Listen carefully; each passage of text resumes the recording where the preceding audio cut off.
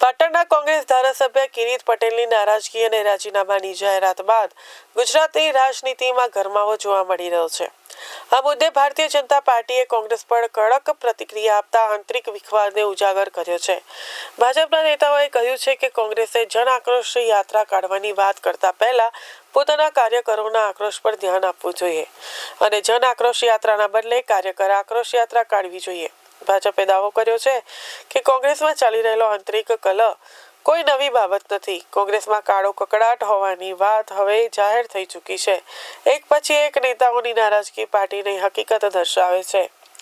ભાજપના પ્રવક્તાઓએ કહ્યું છે કે આઝાદી બાદ કોંગ્રેસમાં અંદાજે 70 વખત ભાગલા પડી ચૂક્યા છે, જે પાર્ટીની અસ્થિરતા અને આંતરિક સંઘર્ષનું સ્પષ્ટ ઉદાહરણ છે। ભાજપે વધુમાં આરોપ લગાવ્યો છે કે કોંગ્રેસમાં પરિવારવાદ હાવી રહેતા વારંવાર વિખવાદ અને ભાગલા પડે છે।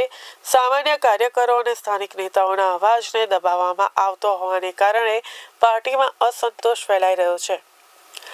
આક્રમક ભાષામાં ભાજપે કોંગ્રેસને ડૂબતી નૈયા તરીકે ઓળખાવી અને કહ્યું કે પાર્ટીની હાલત એવી થઈ ગઈ છે કે નેતાઓ અને કાર્યકરો તેને છોડીને બહાર નીકળવા માંગી રહ્યા છે। કોંગ્રેસે જન આક્રોશ યાત્રાને બદલે કોંગ્રેસ કાર્યકરોનો આક્રોશ યાત્રા એવી યાત્રા કાઢવી જોઈએ।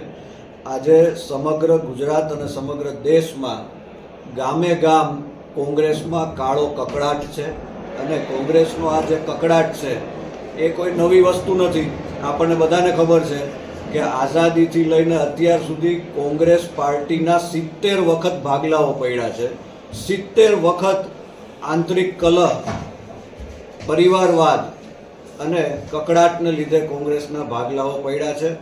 ગુજરાતમાં પણ કોંગ્રેસના અનેક ધારાસભ્યો, કોંગ્રેસના કાર્યકરો એ કોંગ્રેસની નીતિ રીતિથી કંટાળી અને રાજીનામા અગાઉ પણ આપી ચૂક્યા છે।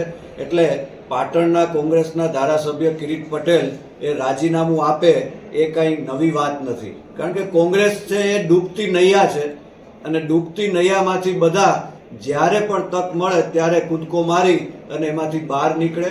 એટલે કોંગ્રેસ છે એ ધીરે ધીરે નેસ્ત નાબૂદ થવાની દિશામાં છે।